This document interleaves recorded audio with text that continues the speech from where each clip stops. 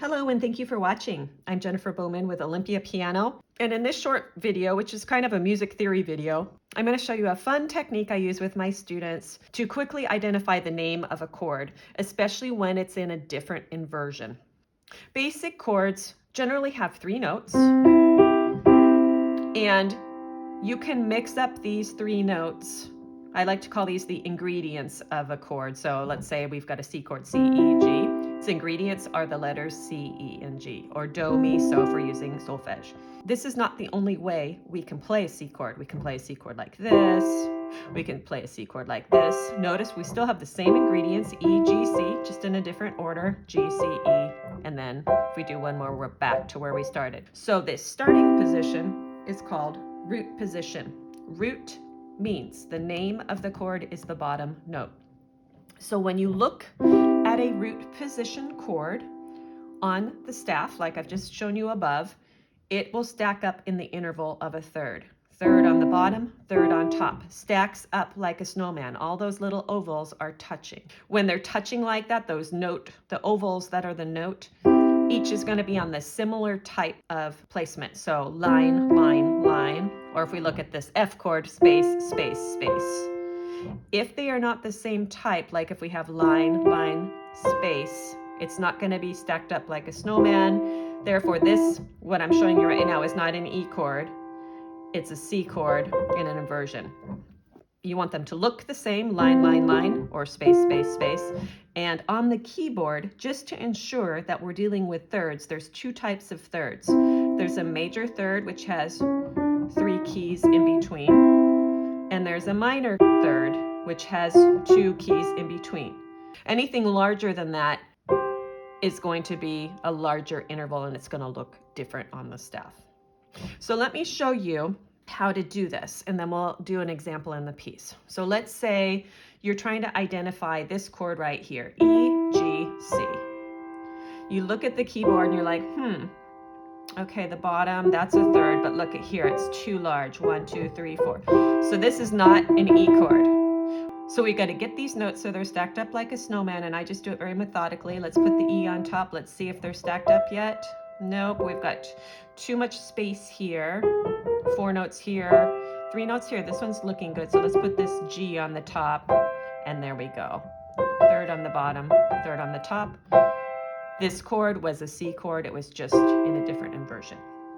So if we're in a piece of music, knowing the harmony is very valuable, because then you can create dynamic shaping within the phrase. So I'm going to give you a real world example from Mozart's Sonata in C, this one.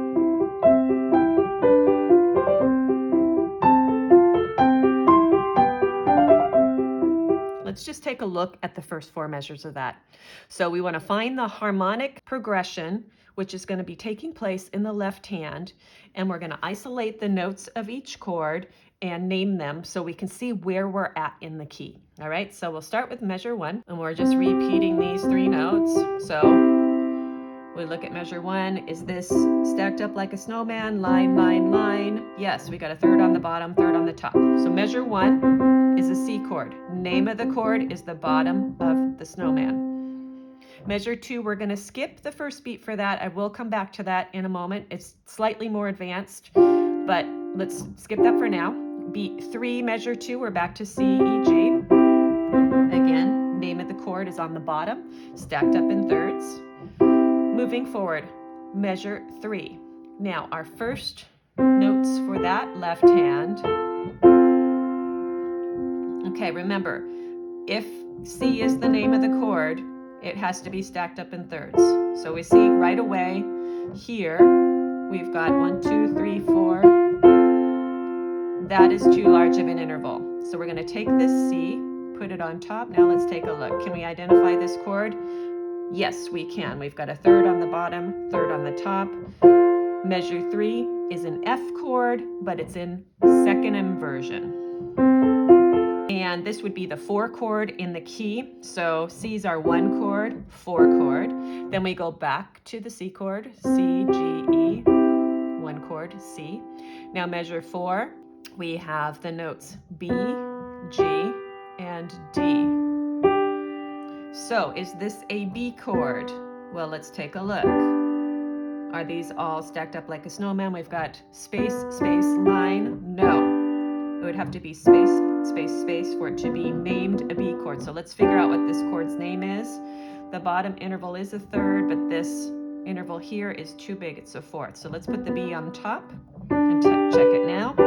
Still got that fourth in there. So let's put the D on the top. And here we go. We've got line, line, line. We've got 3 notes in between. That's a third. We've got 2 notes in between. Those are thirds apart, stacked up like a snowman. This is a G chord, and it happens to be in first inversion. And the G chord is our 5 chord in the key of C. 1, 2, 3, 4, 5.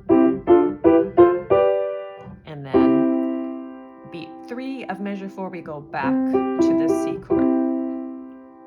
So now let me go back to measure 2 and let's talk about that. With this particular chord, we have a D, we have a G, we have an F, and in the right hand we have a B. So if we're looking at this chord, definitely not stacked up like a snowman because those two only have 1 key in between. So let's put the D on top. We still have that second at the bottom, so let's stack that up. Now we've got a bunch of thirds. Major third, minor third, minor third. So that's like a snowman with an extra segment. But this is important because in lots of music, we use these chords which are called dominant chords, and they are the 5th chord of the scale, 1, 2, 3, 4, 5. And with that, we add an extra third on top, and this gives us a stronger resolution. For those of you that understand 7th chords, when you see a second in any kind, that kind of thing, the top of that second is going to be the name of your chord, because this is going to be the 7th. I'm going to have a separate video on that, but just so you're thinking about that. So to recap, to figure out the names of the chords, we stack them up. Measure 1, we've got this C chord stacked up in thirds, it's a C chord. Then we come here, we see this second in here, so we gotta stack it up, so we go to a G7, then back to C. Measure 3, F, second inversion, back to C root position, then measure 4. G, first inversion, back to C. So what does that give us? What information does that give us? It gives us information to shape the phrase. So we're going to start at home base, C, G7, little more, then softer. Then we get to the F chord, our 4 chord. Let's step it up just a little bit. We're slightly away from home, so we'll just go a little louder here. And then back to our 5 chord, and back to 1. Thank you very much for watching. I hope you subscribe to my channel for more videos. I have all sorts of videos and appreciate you watching. Also, in the comments, please let me know where you're from. I love hearing from you all over the world. Any questions, I will answer them. And as always, thank you for watching.